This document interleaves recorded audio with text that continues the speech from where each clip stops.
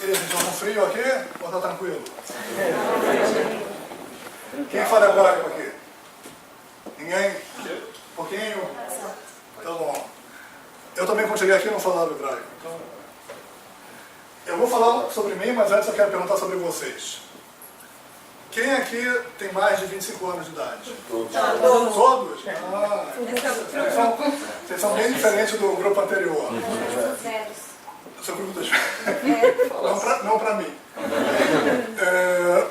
Quem aqui serviu o exército no Brasil? Ninguém, né? Quem aqui já terminou os estudos universitários? Ok. Quem aqui ainda mora com os pais? Ok. Os jovens aqui em Israel são muito diferentes dos jovens no Brasil e em outros países da América Latina. Como vocês sabem, a maioria dos jovens em Israel vão para o exército, então eles começam os estudos universitários com cerca de 22, 23 anos de idade, e eles, quando saem do exército, eles já não voltam mais para morar na casa dos pais. Em geral, a maioria dos jovens israelenses, quando terminam o exército, já não voltam mais para casa dos pais, eles vão alugar apartamento com amigos ou outros estudantes. Vou falar sobre mim um pouco. Eu hoje me chamo Rai Maccabi, na época que eu morava no Brasil eu tinha outro nome. Eu fiz Aliyah há 26 anos atrás. Eu nasci no Rio de Janeiro, era carioca. Do lado do meu pai, polonês, do lado da minha mãe, turco. Graças a Deus, na minha casa tinha comida gostosa. Eu estudei na UFRJ. Quem é do Rio aqui? O FRJ. Você é da UFRJ? Na época que eu estudei, que curso você está fazendo na UFRJ? Não, formei. Design gráfico na Belas Artes. A Belas Artes é no Fundão? Fundão. Você ficava no CT, né? É um lugar inesquecível, né? Então, eu estudei na época, se chamava Matemática com especialização em Informática. Eu não tinha ainda Ciência da Computação. E eu terminei meus estudos em 92, né? Eu tinha na época 21 anos de idade, e vim para Israel. Assim que terminei meus estudos, direto vim para Israel. Essa aqui é uma foto minha, quando eu cheguei em Israel. Eu não mudei muito. Né? E quando eu vim para Israel, eu não fiz Aliyah no começo, né? Eu vim como estudante. Primeiro eu fiquei 5 meses num kibbutz, estudando hebraico. Tem uma foto minha aqui no kibbutz. Você estudou em Bet Shmuel? Eu estudei no Ramat HaShofet. Ramat HaShofet, no kibbutz eu fiz de tudo. Quando você está morando no kibbutz, você é obrigado a fazer qualquer trabalho que eles te dão para fazer. Aqui, essa foto ela trabalhando numa fábrica de plásticos, um trabalho pesado, um trabalho sujo, nada agradável. Mas apesar disso eu estava contente, né, porque eu sabia que era temporário.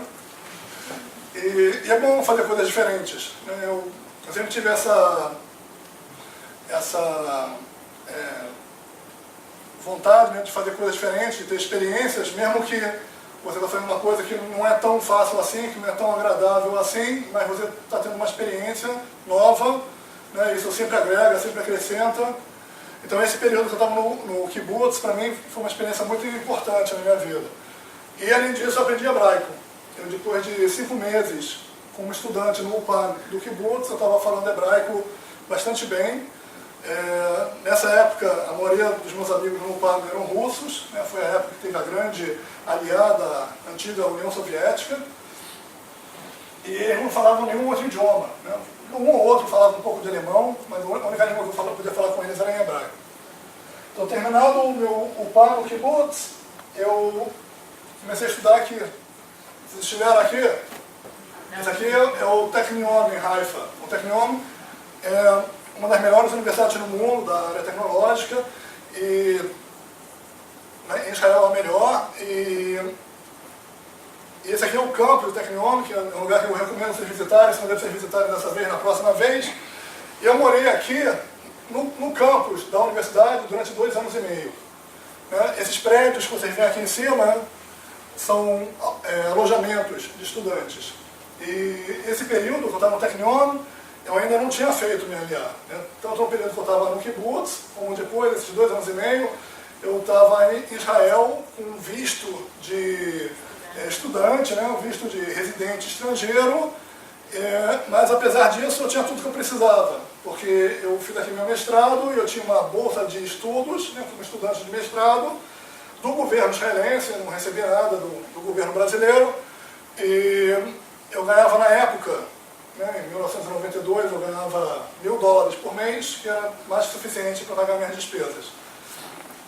E depois de 3 meses em Israel, eu me formei, né, eu terminei meu mestrado, e foi aí que eu decidi ficar em Israel. Mas aí, depois de 3 anos em Israel, eu já estava falando hebraico fluente, eu já tinha mais amigos em Israel do que no Brasil, eu já tinha namorada aqui, então ficou fácil para mim tomar essa decisão. Eu não vim aqui dar palestra para vocês, então eu quero que vocês me interrompam. Vocês têm que me interromper. Okay? Então eu queria contar isso para vocês, porque eu sei que muita gente no Brasil está nessa questão, mas eu faço aliar, eu não faço aliar, será que vale a pena eu ir morar em Israel? Ninguém precisa tomar essa decisão. Não é preciso tomar uma decisão tão radical, né, de fazer aliar sem ter uma experiência prévia vivendo num país. Isso não é só com relação a Israel, né? Na minha opinião, isso é com relação a qualquer país. Né? Que parte de vocês tem vontade de morar em Portugal, parte tem vontade de morar na Inglaterra, né? Eu acho que a gente sempre pode ter uma experiência de viver no país antes de tomar uma decisão qualquer que seja de viver nesse país ou não. Bom, eu me formando no Technion, eu comecei a trabalhar nesse lugar aqui, que é um dos principais centros tecnológicos em Israel, chamado Matam, que fica em Haifa. E é impressionante. Em primeiro lugar, muito legal, que ele fica na beira da praia, vocês estão vendo. E nesse centro tecnológico você tem parte das maiores empresas do mundo que são vizinhas. Então, por exemplo, nesse prédio aqui, você tem a Intel. Aqui nesse prédio tem a Apple e também tem a Yahoo. Nesse prédio aqui tem a Google. Nesse prédio aqui tem a Microsoft. Eu sei que é meio snob no Brasil falar Microsoft, mas tem que falar Microsoft. Aqui é a Philips e outras. Né? Então é impressionante que você vê tantas empresas de high-tech, empresas tão grandes que são vizinhas no mesmo lugar e desenvolvendo novas tecnologias. Né? Um dos aspectos que eu acho muito interessante da indústria de tecnologia em Israel é que essas empresas vêm para cá não porque a mão de obra é barata, porque a mão de obra israelense não é barata. Essas empresas vêm para cá por causa do talento, né? E mesmo que eles estão pagando hoje em dia salários que são bastante próximos dos salários dos Estados Unidos, né? Eles têm aqui pessoas capacitadas que desenvolvem novas tecnologias. Né? Então esse é o principal motivo que essas empresas se estabelecem aqui em Israel. Quem aqui é da área tecnológica? Eu já fiz essa pergunta antes? Não. Ok. Então só 1, 2 e... 3. Você, o que você faz? Eu tenho uma startup que mexe com jogos. Jogos? Ótimo. E você? Eu sou arquiteto. Você? Arquiteto. Tenho um escritório, mas eu tenho startup de arquitetura e turismo. Ótimo. E o resto do pessoal que é da área de marketing, quem é da área de marketing? Jornalismo. O que vocês fazem? Psicologia? Arte. Fotografia. Ok, não, tá legal.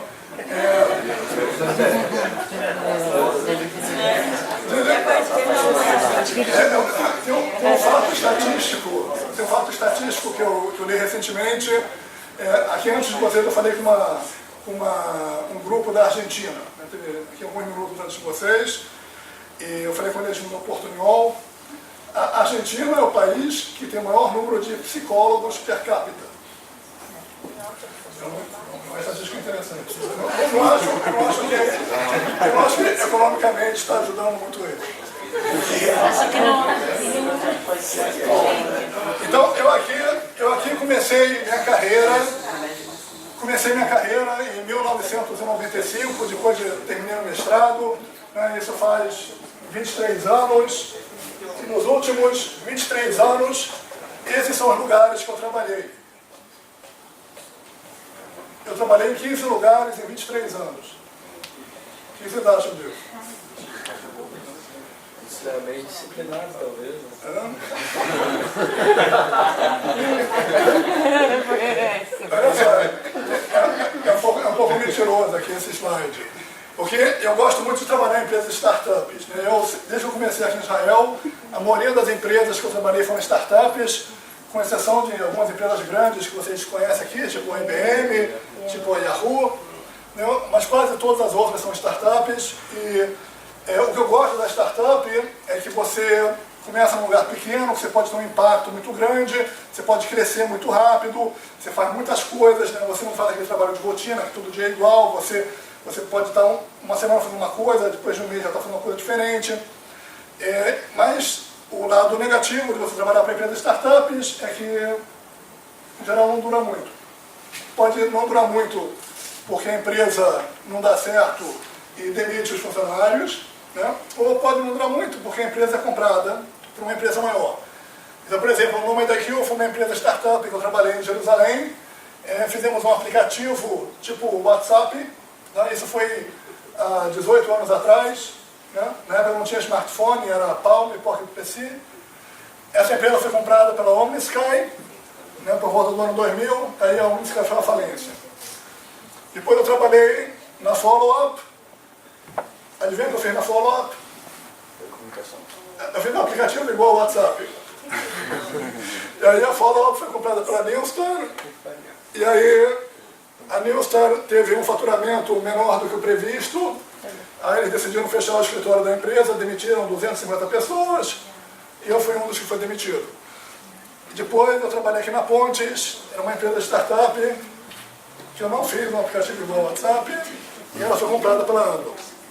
Então, teve 3 exits. Vocês conhecem esse conceito do exit?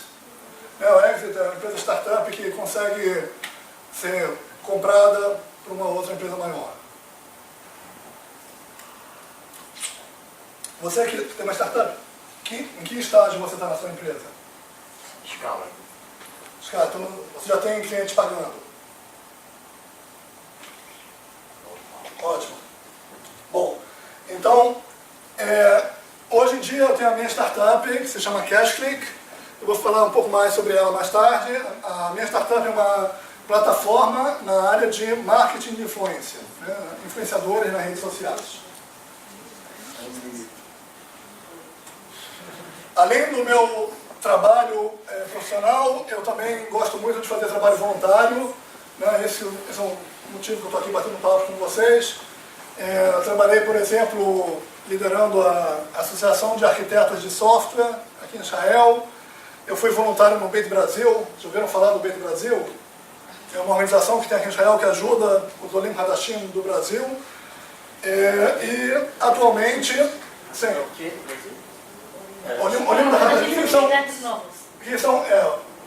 Aqui em Israel, uma pessoa que imigra para Israel através da lei do retorno é chamado um Olé Hadash.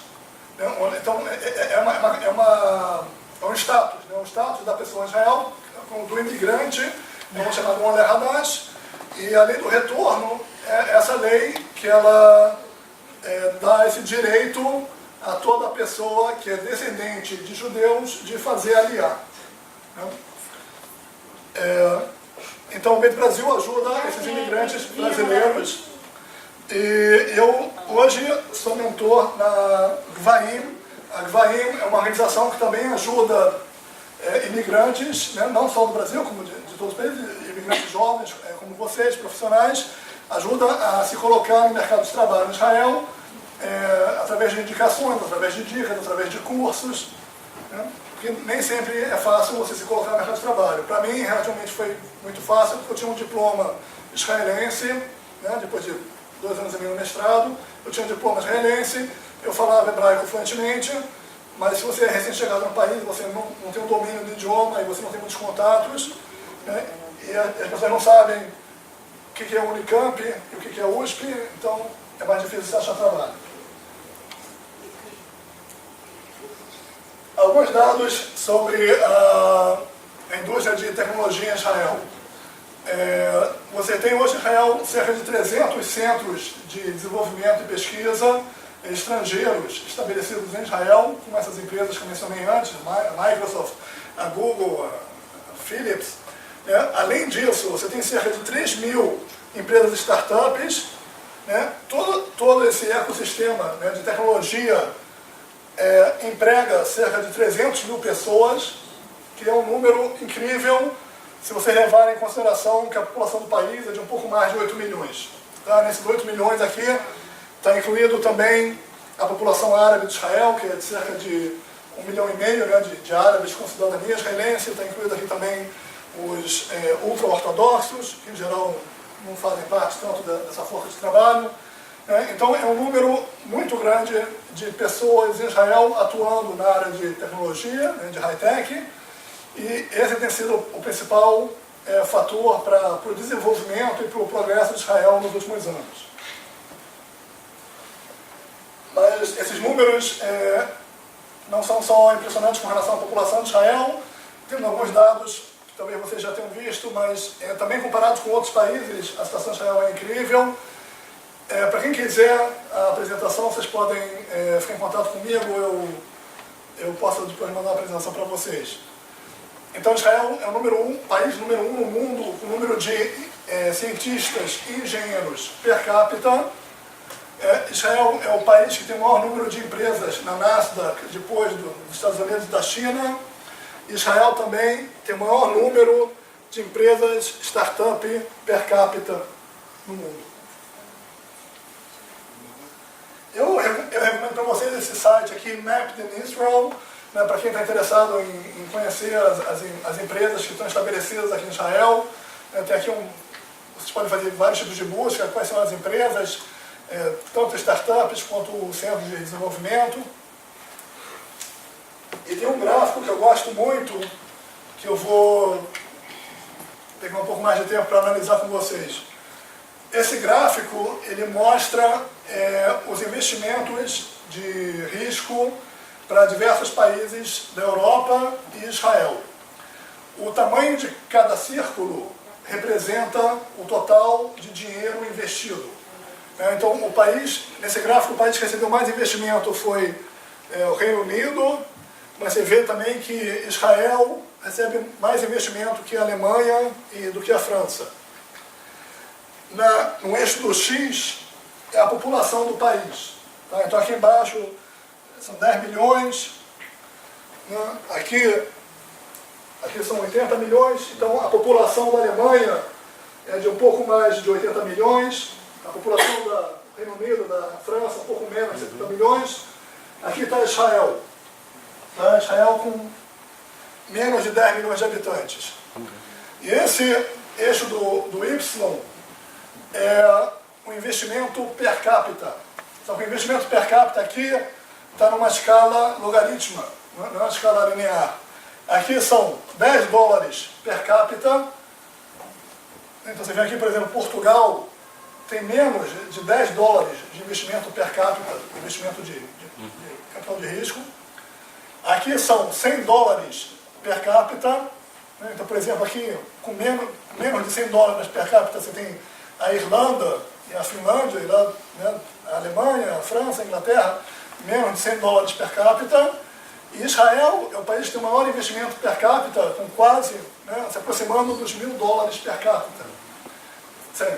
Era exatamente esse gráfico que eu queria ver, uma vez que na outra sala eu vi muitos produtos digitais que são influentes no mundo todo, né? Eu contei uns 5 ali que eu já usei, e que vieram de Israel, né? E que tem uma população tão pequena e tantos produtos que bombaram no mundo, né? Eu fiquei muito surpreso. Então acho que esse gráfico explica, legal.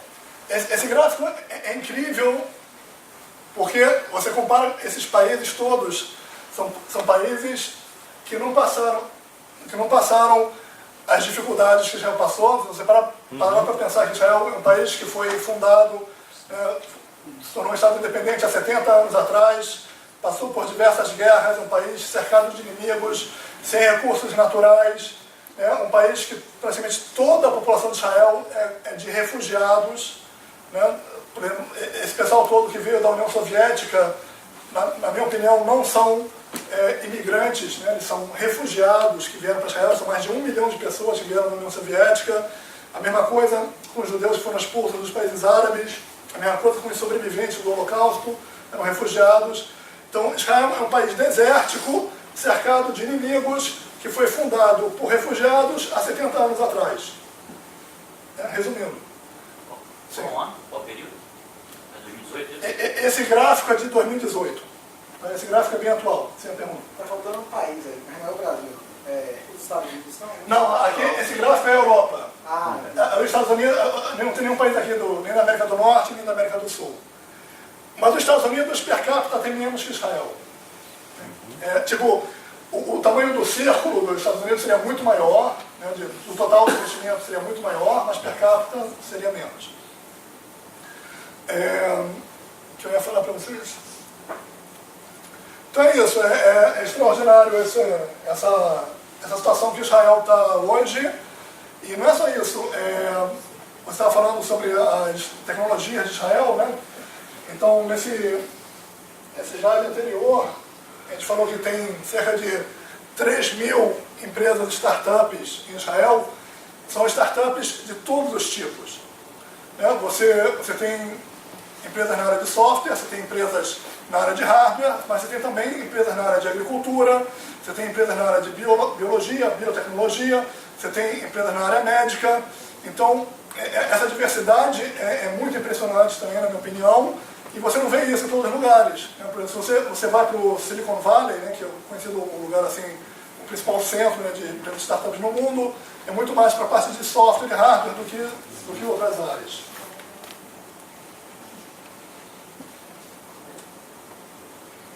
Eu recomendo esses livros aqui para vocês. Quem já leu esse livro? Ok, ótimo. Tem essa versão em português, Nação Empreendedora.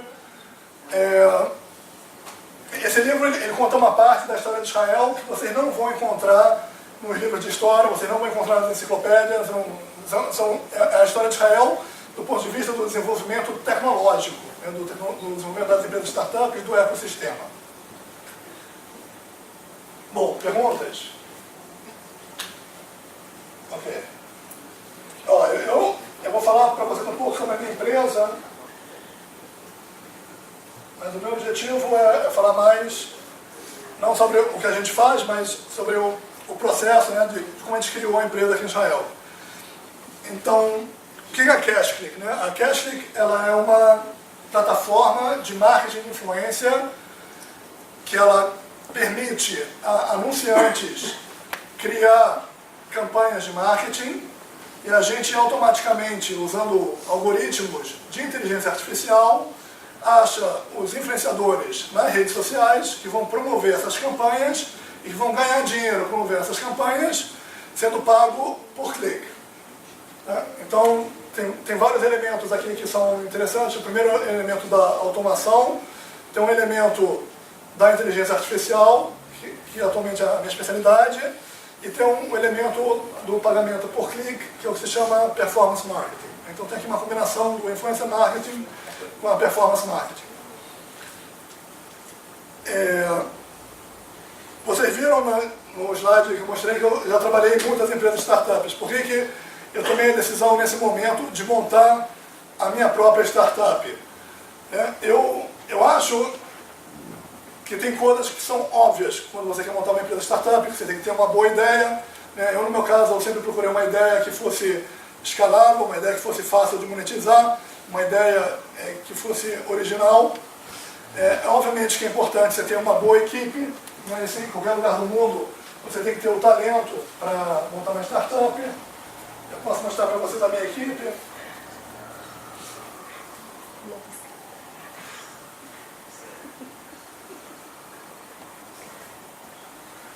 Então, esse aqui é meu sócio, Ariel, ele é argentino. Aqui Aqui em Israel, os brasileiros e argentinos são amigos. Esse aqui é o meu chairman of the board, esse israelense, aqui ele é francês. Aqui é minha equipe, eu tenho o Pavel e a Gália, são russos. Esse aqui é o Leone israelense. Então, lógico que você, para montar uma empresa de startup, você tem que ter pessoas capacitadas, tem uma boa ideia, mas é muito importante você ter um ecossistema. E isso é que as pessoas, às vezes, não entendem, que o que você pode fazer em um lugar, não necessariamente você pode fazer em outro. Aqui em Israel, já tem um ecossistema muito bem estabelecido de muitas décadas, né, que inclui pelo menos 3 tipos de entidades. Você tem o governo, que incentiva muito a criação de novas empresas, principalmente empresas que têm inovação tecnológica. Você tem o setor privado, que também dá incentivos para a criação de novas empresas. Por exemplo, eu falei da Google, da Microsoft, da Yahoo, da Intel. Todas essas empresas aqui em Israel têm suas próprias aceleradoras. Então tem startups aqui em Israel que estão começando na aceleradora da Microsoft e tem startups que estão começando na aceleradora da Google. Então você tem o governo, você tem o setor privado e você tem o meio acadêmico, as universidades. E aqui em Israel existe uma coordenação entre essas entidades. Então os projetos do governo que querem desenvolver empresas de alta tecnologia, eles têm cooperação com as universidades, onde tem os pesquisadores que estão fazendo essas descobertas, né, inovações, e também cooperação com grandes empresas que têm interesse de adotar essas tecnologias, que vão dar um apoio nessas empresas no estágio inicial. Então isso é um elemento muito importante do ecossistema, né, dessa cooperação dessas 3 entidades, que você não tem isso em todos os países, pelo menos não tanto como você tem aqui em Israel. Fora isso, com o passar do tempo, esse ecossistema vai criando um monte de profissionais que são especializados em startups. Então não é só você ter pessoas da área técnica. Você hoje, aqui em Israel, tem uma quantidade muito grande de advogados que são especializados em empresas de startups. Você tem uma quantidade grande de contadores que são especializados em empresas de startups.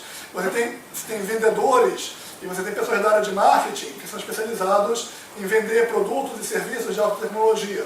Então tudo isso faz parte do ecossistema. Então quando você quer montar a sua própria empresa, você já encontra tudo o que você precisa. E se você está num outro lugar que você não tem esse ecossistema já estabelecido, mesmo que você tenha uma ideia excelente, você tenha uma equipe excelente, e até mesmo se você consegue um investidor, ainda assim você não vai ter a mesma chance de dar certo a sua empresa. Quem aqui pensa em montar a sua própria empresa, startup? Fora que já tem, né? Você já tem uma, né? Eu pensei em montar aqui. Você pensa em montar em Israel? Ótimo. Você está pensando? Eu tenho uma empresa de marketing, mas eu penso bastante e depois eu quero teu cartão até. Meu cartão, tenho meu cartão aqui, para quem quiser. Eu convido todos vocês a ficarem em contato comigo. Meu nome é fácil de vocês acharem. Se vocês quiserem uma cópia da apresentação também, eu mando para vocês. Tá, com prazer. Então, eu sei que o Brasil não é considerado um país que ele é favorável a empreendimentos, né, tipo, por diversos motivos. Eu pessoalmente, eu estou otimista, espero que vocês também estejam otimistas. Não vou entrar em questão política aqui, né, mas a gente tem sempre o direito de ser otimista.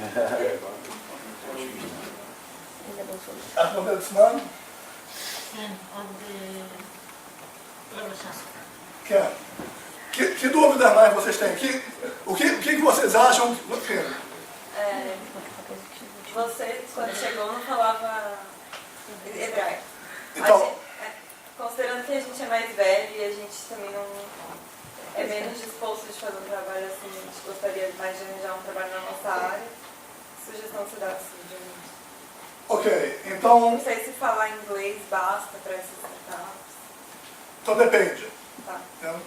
Eu já estou há cerca de 5 anos aqui em Israel acompanhando pessoas que têm feito Aliyah.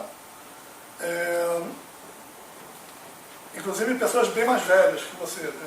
Eu tenho amigos que fizeram LA com mais de 50 anos de idade, já casados, com filhos adolescentes, né? E aí é realmente muito mais difícil. É possível encontrar trabalho aqui em Israel falando inglês, dependendo da profissão, né? Por exemplo, uma pessoa da área tecnológica, é muito mais fácil achar um trabalho falando inglês do que uma pessoa que é da área de humanas.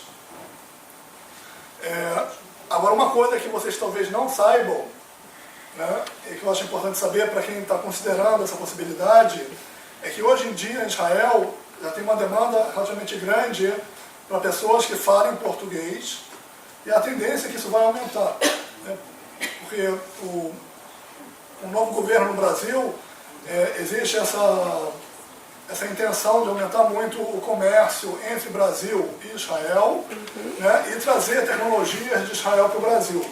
Então já agora a gente está começando a sentir aqui em Israel um aumento da demanda por profissionais que falem português para trabalhar com marketing e vendas de empresas israelenses que querem entrar no mercado brasileiro. E isso tem vários tipos de empresas, são desde empresas que falem parte de segurança, empresas que fazem parte de telecomunicações, empresas que fazem tudo que é relacionado à agricultura, à dessalinização. Então tem muitas empresas nessas áreas que precisam de gente para atuar no mercado brasileiro. E eu pessoalmente conheço, eu tenho amigos que estão trabalhando aqui em Israel, que a principal skill deles, né, como falo, a principal capacitação deles aqui em Israel é o português, né? Então, vocês saberem isso. Com relação a aprender hebraico, eu conheço pessoas que estão aqui em Israel há 5 anos, o hebraico deles ainda é péssimo, e eu conheço pessoas que depois de 1 ano já estão falando muito bem. Depende muito da atitude da pessoa que vem para cá, do esforço. Tipo, é muito fácil uma pessoa que chega aqui falando inglês se comunicar em inglês e fazer um grupo de amigos que todo mundo fala em inglês, e o cara nem sente tanta necessidade no dia a dia de falar hebraico, principalmente aqui em Tel Aviv. E aí você pode passar anos sem aprender o hebraico. Mas eu recomendo para as pessoas que vêm morar aqui de não fazer isso. Fala errado, não tenha vergonha de falar errado, mas no final você aprende. O israelense gosta de ajudar e de corrigir quem fala. A gente tem uma vantagem muito isso grande. muito engraçado. A gente tem uma vantagem muito grande. Os israelenses adoram os brasileiros. Quando teve agora a última Copa do Mundo, você andava pelas ruas aqui em Israel, você via os apartamentos de bandeira do Brasil, e não eram famílias brasileiras, eram famílias israelenses torcendo para o Brasil. Então, o brasileiro em geral que vem morar aqui em Israel, ele é muito bem recebido. Porque a gente é mais simpático do que a maioria das pessoas. O que mais? Quem queria? Sei. Você disse do investimento per capita e disse que não são dos casos de sucesso, mas também deixou claro que eles fecham. Sim. O percentual de sucesso de uma startup é de menos de 10%. A pergunta é isso. Primeiro, até dar certo, se uma pessoa se mantém, tem bolsas, tem investimento, ou seja, porque nem todo mundo é bem sucedido logo de cara, demora. E segundo o tanto grau de falha, ou seja, que não é falha, é um caminho, como lidar com isso? Tem gente que talvez, sei lá, então, um psicólogo argentino. Olha, tem boas perguntas aqui. Em primeiro lugar, a facilidade que você vai ter de sobreviver sem uma fonte de renda depende, obviamente, da sua situação pessoal. A maior parte dos fundadores de empresas de startups são jovens que têm muito poucos gastos. Então, um cara que já trabalhou durante 10 anos e já tem economias, essas economias que ele tem, pode ser que vão permitir para ele ficar 2 anos sem trabalhar, se ele estiver disposto a queimar as economias dele. Isso é uma pessoa, um cara que é jovem, solteiro. E isso acontece muitas vezes. Um cara que já é casado, com filhos, já tem um apartamento, com hipoteca, aí a situação é muito mais complicada. No meu caso, eu na minha startup, eu nunca parei de trabalhar em paralelo como consultor. Né? Então eu tenho a minha startup e, em paralelo, eu dou consultoria na área de inteligência artificial. Então, 2 ou 3 vezes por semana eu trabalho para outras empresas e esse trabalho que eu faço 2 ou 3 vezes por semana me dá uma renda suficiente para pagar todos os meus gastos e aí eu me dedico à minha empresa. A minha empresa ainda não é lucrativa. Mas isso, a maioria das pessoas não faz isso. A maioria das pessoas, quando tenta montar uma startup, tenta fazer dedicação exclusiva à startup e tem muitas histórias tristes, né, de pessoas que se endividam e são obrigadas a vender apartamento e coisas assim. Aí já é uma decisão pessoal de quanto de risco você vai assumir. Aqui em Israel, relativamente é fácil você conseguir investimentos para cobrir parte dos gastos da empresa, como, por exemplo, crowdfunding. O que é o crowdfunding? É você conseguir investimento em massa de pequenos investidores. Então, por exemplo, na minha empresa, na CashClick, nós fizemos um crowdfunding, que se chama um equity crowdfunding, que em troca do dinheiro nós demos uma parte das ações da empresa e conseguimos receber um investimento de quase $100 mil na época. Isso foi há um ano atrás. A gente juntou um grupo de 13 investidores que juntos chegamos a esse valor. Então, isso é uma outra coisa que hoje em dia no Brasil também já tem, essa possibilidade de você fazer um crowdfunding. A sua outra pergunta? Muito,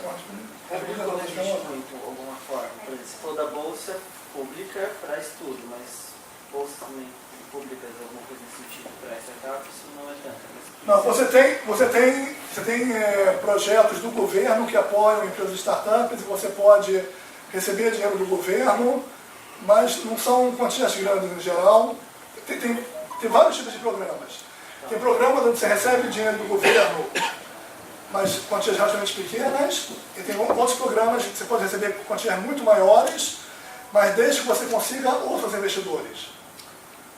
Então, por exemplo, eu apliquei recentemente a um programa do governo aqui em Israel, que eu posso receber do governo cerca de $250 mil como vamos falar isso, um incentivo, né?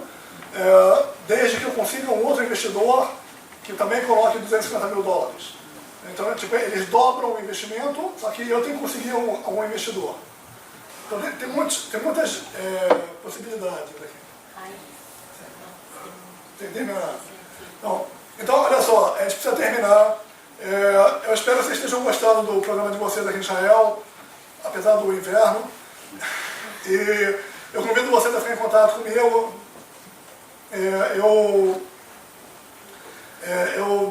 tenho muito interesse pelo que está acontecendo no Brasil, apesar de que durante uma parte muito grande da minha vida eu estive afastado do que está acontecendo no Brasil, mas hoje eu tenho muito interesse pelo que está acontecendo no Brasil. Eu já tenho muitos contatos com empreendedores no Brasil, eu estou tentando aumentar meus contatos no ecossistema das startups no Brasil. Então é um prazer para mim ficar em contato com vocês também. Tá? Boa sorte para vocês.